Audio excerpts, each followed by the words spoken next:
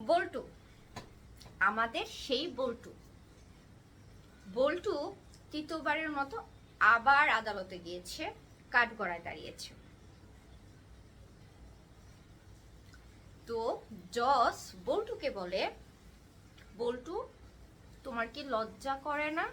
তুমি তৃতীয়বার আবার এসেছো। বল্টু তখন জজকে উত্তর দেয়, আমি তো তৃতীয়বারের মতো এসেছি স্যার, আপনি তো প্রতিদিনই আসেন, তাহলে আমার থেকে তো আপনার লজ্জা হওয়াটা দরকার বেশি। জজ এই কথা শুনে থমকে যায়, কি আর বলবে। জজ তখন বলে, তুমি তোমার বাবা মাকে মেরে আবার এসেছো, তোমার শেষ চাওয়া কি, শেষ ইচ্ছে কি? বল্টু তখন বলে, আমি তো স্যার এতিম, এতিমের সব ভুল ক্ষমা করে দিতে হয়, আপনি আমাকে ক্ষমা করে দেন। জজ এই কথা শুনে রীতিমতো অবাক,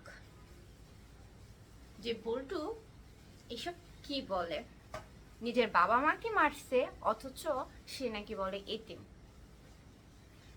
বল্টু আসলে পারেও।